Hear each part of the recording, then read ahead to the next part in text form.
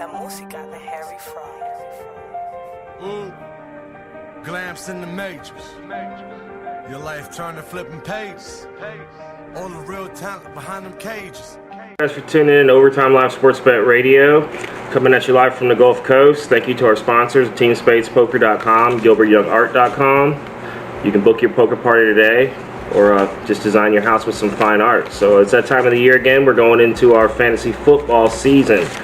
So we're going to give you guys a little bit of advantage and knowledge, a little strategy, especially for players who haven't played before. Starting off, you're going to be picked to a random position unless you're in some type of keeper league where they alternate the positions.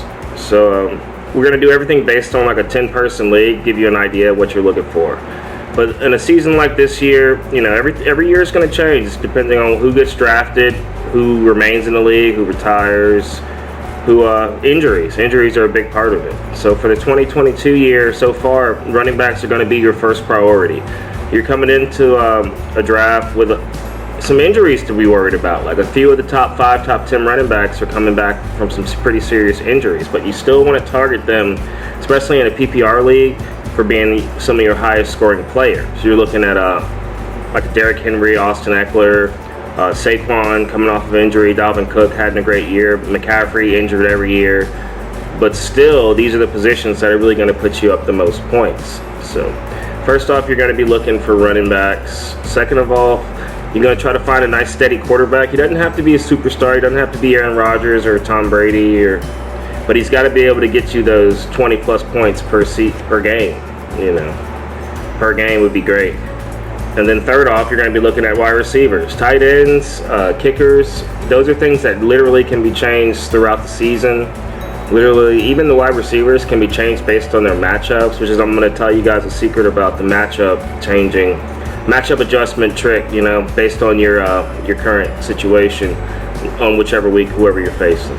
But that's all going to be situational. So in the first round, you're going to be looking for your elite players. You know, you're going to be looking for players that are going to have possibly breakout years or massively consistent years. You know, everybody's looking at Cooper Kupp to have another repeat of last year, which is going to be hard to do. Although we did see him double teamed in the later games of the season, he still was dominant. I still think he's going to be one of your top 3 picks.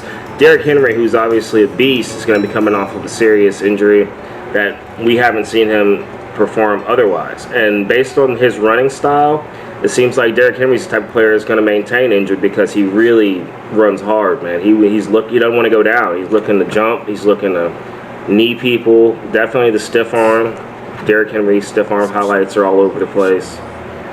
But in that first round, you want to make sure you get an elite player or just somebody you have a good feeling about, but you really have to have a more advanced knowledge of the game to really be able to pick who's going to have a breakout year. I got Cooper Kupp in my first round last year, came through for me, still came runner-up. You know what I mean?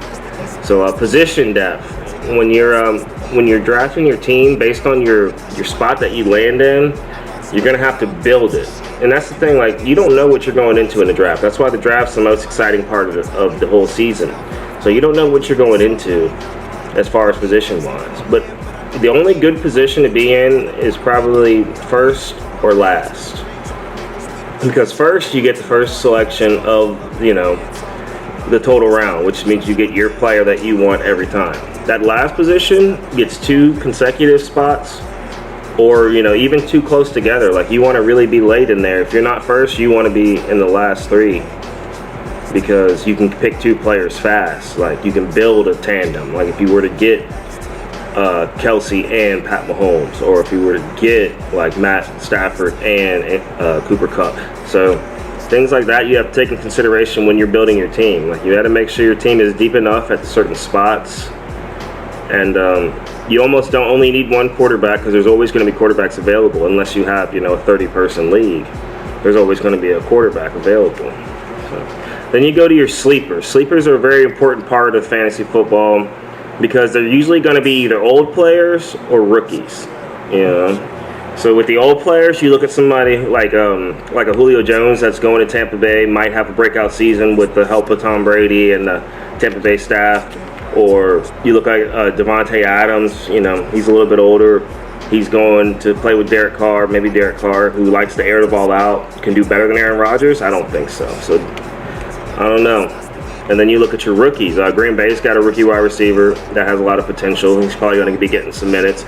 The Chiefs haven't really chosen their leading running back, so I think that position's still up for grabs. And they have a rookie that's going to be contending out there. And the Jets, Garrett Wilson, definitely going to be getting some starting receptions for the Jets. I don't know who's going to be throwing them to him, but he's an all-time talent, great player out of Ohio State. I think he's going to have a great career. And that's somebody, rookies are something you need to be concerned with because they're still on the waiver wire. Nobody's gotten them yet. More than likely your league doesn't think that deep. Or if you're only playing a 10, 12-person league, there's still a lot of good players out there that are going to have good weeks. But always remember, team management is the most important part of fantasy football. So no matter what team you start with or what team you're reduced to due to injuries, suspensions, whatnot, management is everything. Like there's a position out there that's dominant over your opponent. So you always got to remember that. And don't look at the whole league.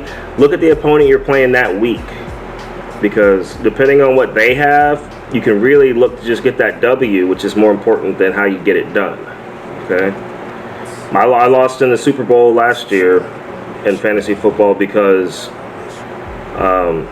Jamar Chase just had like a remarkable game. And I was dominating them all the way up to the end, and I still had a chance. And then I was going up against Najee Harris. I think he needed like 11 points. He got 16 points that game. Things like that, you know. Team management will go a long way. So as far as the elite players, man, elite players without injuries versus elite players with injuries is a big factor to take into consideration. Some of these elite players have switched teams, so it completely changes the whole dynamic of their position in fantasy football.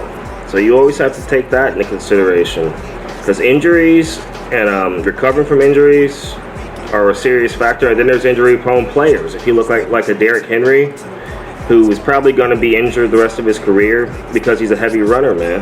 And so you really got to take that into consideration when you're taking your first pick of the draft, when you get your pick of the whole litter. But the toughest position to probably fill is going to be that quarterback spot because there is only a few elite quarterbacks. You have your Rodgers, you have your Wilson, you have Mahomes. Obviously, Brady's still putting up Pro Bowl numbers. But these things, everything changes. Like Rodgers doesn't have Adams anymore. Russell Wilson's on a brand new team. He's playing in Colorado, Mile High. You know, Pat Mahomes, who has been the best quarterback in the league, put up the best numbers last year. Didn't get the MVP, but he still had the most touchdowns. He's got a whole new team. All the wide receiver core has been changed out. The running back core is still undecided. Andy Reid's obviously getting old, and he doesn't know what he wants to do. And those are some things to think about. But you got like a Brady, a Stafford, Lamar Jackson, who are just sitting back as sleepers ready to have an MVP caliber year at any given moment. So when it comes to putting up points, man, if you're playing in the PPR league, it's a whole different factor. That's what makes the running back position so important, is because in the PPR leagues, when the running backs are getting a point per reception, if they're getting 5 or 6 attempts a year, most of those receptions are completed. And those are going up as unaccounted for points. They might be 1-yard gains, you know. They might be negative yard gains. But those running backs are still getting points for those receptions. One trick that I would recommend for you, if you're playing against an opponent where you're not confident and you notice that they have a great wide receiver starting, if you have the ability to go and get the quarterback of that same team with that wide receiver, so then you can balance out the points. So then you let the other positions dictate who is going to win that matchup in fantasy football. So, what it all comes down to is auto pick is probably the best, you know. Auto pick is going to give you the best genre. If you're good at managing your team, then you're going to find a way to pick and choose. But they know way more than you'll ever know. You know, you're going to overlook how many plays Austin Eckler is getting in the season, but they're not.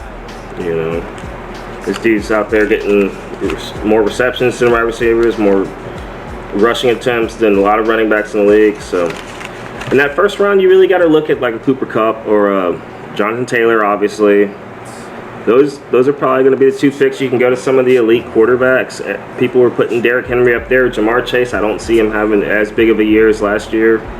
I mean, he had a few massive games where people were just underestimating him, and now you know he's elite, so it's going to be a whole different story.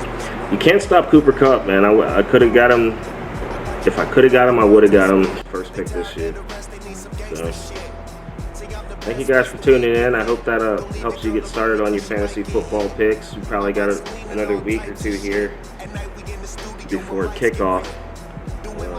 Make sure you hit that like and subscribe button. Follow us on the social media at Spades Poker Club on Instagram, teamspacepoker.com, everywhere else. And check out that Overtime Live. Yeah.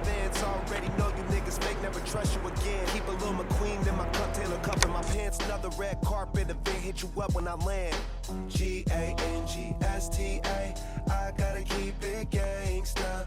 G-A-N-G-S-T-A, I gotta keep it gangsta. G-A-N-G-S-T-A, I gotta keep it gangsta. G-A-N-G-S-T-A, I gotta keep it gangsta.